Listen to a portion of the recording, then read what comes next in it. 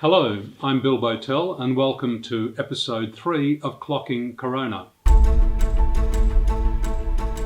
Thank you very much to all those of you who have watched the first 2 episodes of Clocking Corona on the YouTube channel and on the Facebook page and have contributed to the conversation on my Twitter feed. I really welcome and value your views and observations, and I hope we can keep this conversation going. It's very important. Today, I want to look very closely at one aspect of the Australian government's response to Corona, and that's in relation to what was and wasn't done to upgrade the security of our borders in the face of the looming pandemic. Last episode, I explained how the so-called herd immunity principles had come to be the basis of the Australian response. They were adopted at meetings of the relevant committee in about January 2020 in Canberra. All of that was kept secret from the Parliament and the public and should not have been. All of those documents should be made public forthwith so that we can undertake now the debate and discussion that really ought to have taken place back in January.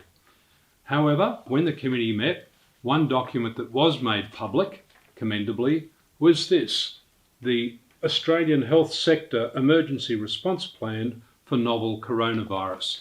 That's all very good, and the words in it nobody could take exception to. But in relation to border security, and importantly into public communications campaign, it was clear the committee thought these things were important because on page 1, the executive summary, we saw these words: "We don't know much about the characteristics of COVID-19, more to know, but we're taking a precautionary approach in line with preparedness and response guidance for a pandemic, working collaboratively with state and territory and whole of government partners to minimise disease transmission through 1. Strong border measures, 2. Widespread communications activities." All good. No doubt in Singapore, for example, at the same time, a similar committee was working through it all and was coming to similar conclusions. But in relation to border security, to take all the necessary steps to repel coronavirus before it got into Australia, we didn't take the actions that Singapore did. And I think we should ask why. It was clear the problem was on the way. If we'd taken measured and sensible steps like Singapore did, we would be in a better position than we are today. Now, that having been said, on 1 February, one important decision was made by the Australian government, and that was to greatly restrict direct travel between Australia and China. That was commendable, and that clearly shot off one vector of transmission into Australia. However, there were 2 bigger vectors of transmission coming into Australia through February and March, one from the United States and the other from Europe. Even today, the majority of transmissions in Australia are overseas sourced, and by far the majority of those transmissions are from the US and Europe. Was consideration given at that time of the China travel ban to similarly restrict travel from the United States and Europe? Was it given? Was the advice accepted? If it wasn't, why not? Did political and economic considerations play a part in what ought to have been a health decision? And clearly was the predominant interest at work when we had the China travel ban. Now, in relation to our airports, anybody who came through Singapore, as I did in mid-February, could see what was going on there, the upgraded temperature monitoring, surveillance, and so on.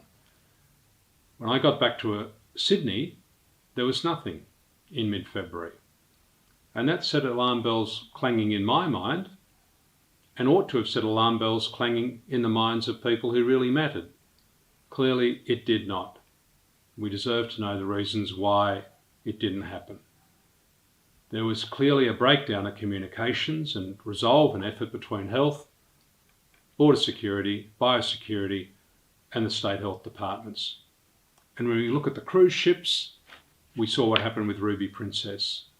People were let off Ruby Princess who had coronavirus, who were not detected, who slipped through the cracks between New South Wales Health and Border Force and Biosecurity, and many people were let go into the Australian population risking their health and the health of others because of bureaucratic mismanagement.